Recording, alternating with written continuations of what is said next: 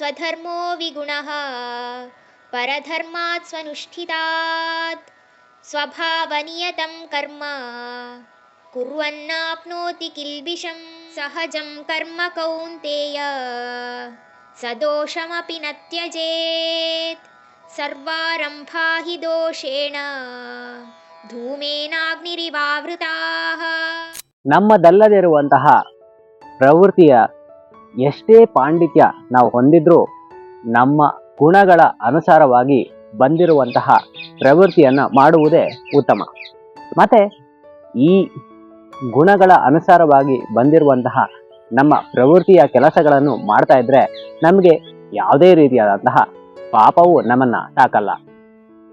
ಆದ್ದರಿಂದ ಪಾರ್ಥ, ಒಬ್ಬ ಮನುಷ್ಯನಾದವನು ಅವನಿಗೆ ಪ್ರಕೃತಿಯ ಗುಣಗಳ ಅನುಸಾರವಾಗಿ ಬಂದಿರುವ ಪ್ರವೃತ್ತಿಯನ್ನ, ಅವನ ಕೆಲಸ ಕಾರ್ಯಗಳನ್ನ ಎಂದಿಗೂ ಬಿಡಬಾರ್ದು. ಯಾಕಂದ್ರೆ ಅದು ಎಷ್ಟೇ ದೋಷಭರಿತವಾಗಿದೆ ಅಂತ ನಮಗನಿಸ್ತಾ ಇದ್ರು, ಕೌಂತೆಯ ಎಲ್ಲ ಕೆಲಸದ ಶುರುವಿನಲ್ಲೂ ನಮಗೆ ದೋಷಪೂರಿತವಾದ ಹೊಗೆಯೇ ಕಾಣುತ್ತೆ ವಿನಃ ಅದ್ರ ಹಿಂದೆ ಇರುವ ಬೆಂಕಿ ಅಲ್ಲ ಅಂತ ಇಲ್ಲಿ ಹೇಳ್ತಾರೆ.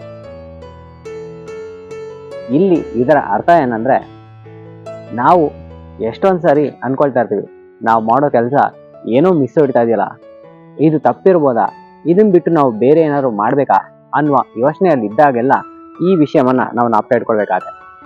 ನಾವು ಮಾಡುವ ಕೆಲಸ ಕಾರ್ಯಗಳು ಮಾಡೋದಷ್ಟೇ ನಮ್ಮ ಧರ್ಮ. ಅದನ್ನ ಸರಿಯಾದ ರೀತಿಯಲ್ಲಿ ಹೇಗಿದೆಯೋ ಅದನ್ನ ಮಾಡಿದ್ರೆ ಎಲ್ಲದರಲ್ಲೂ ಒಂದಲ್ಲ ಒಂದು ರೀತಿಯಲ್ಲಿ ಅದು ಸಾಧನೆ ಹಾಗೆ ಆಗತ್ತೆ ಅಂತ ಇಲ್ಲಿ ಭಗವಂತ ಹೇಳ್ತಾರೆ.